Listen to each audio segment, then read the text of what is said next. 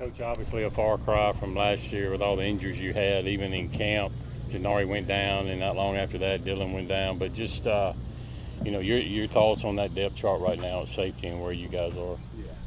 Right now, all those guys from the first group with Fred Peters and Colin Duncan and Jalen Green and Jay Jimison's coming in and doing some stuff, Sean Preston, Dylan Lawrence, CJ, and Kyle Cass. So those guys have been doing a good job. The same thing what I've been talking about is just trying to make sure that we concentrate on getting better each and every day and trying to eliminate as much inconsistency as possible. But those guys are coming along and working each other and doing a good job there. How's that transition been for Jay and Kyle? I know when they came here, they played some corner. Obviously, Jay played a lot of corner last year.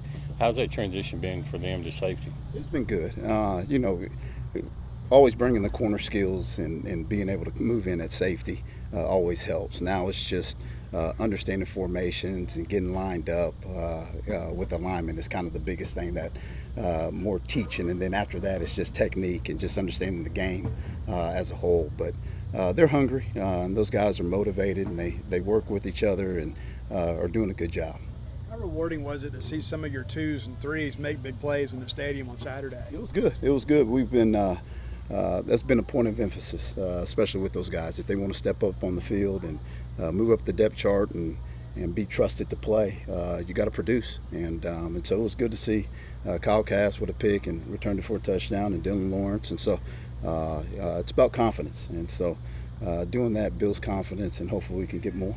After what happened last year, are there any moments where you kind of forget how many healthy guys you have, or are there points where you don't really think about it after what happened with the injuries? All the time. I mean, we always strive to be the best, and so I got to constantly remind myself sometimes with those guys is, hey, this is the first time that they've, actually, quote unquote, been out on the field from all the injuries. They were here last year, but unfortunately got hurt. But they're coming along, and we just keep on striving each and every day. I know his head's probably still spinning, but you signed one safety last year, Corey Ellington. Just your initial thoughts on how he's handled camp and moving into season opener. I love Corey. Corey's been fantastic. Just a listener and soaking everything in, just with technique and alignments and understanding that. And he's going to be a really good ball player. First seeing him when he stepped on campus. From film to seeing him in live person, I was like, good God Almighty, you're a good-looking creature. So now it's just, bringing that long, tall, lanky body of his and letting that grow and letting it develop. And so I'm excited about his future.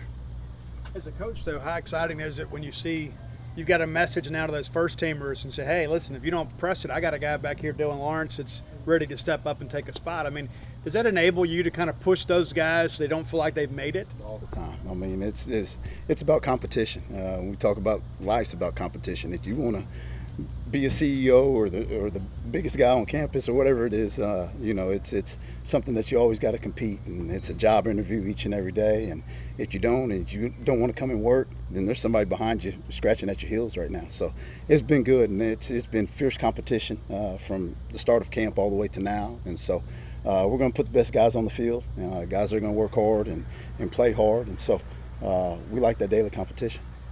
Last year, what was like the lowest point as far as the numbers that you guys had? Not specifically the numbers, but when in the season was that, and what was that like? I believe maybe the Missouri or I'm sorry, maybe the Vanderbilt late in the season. So I thought I was going to have to suit back up and go in and play a little bit, but luckily we didn't get all the way down there. But that was probably the lowest point right there.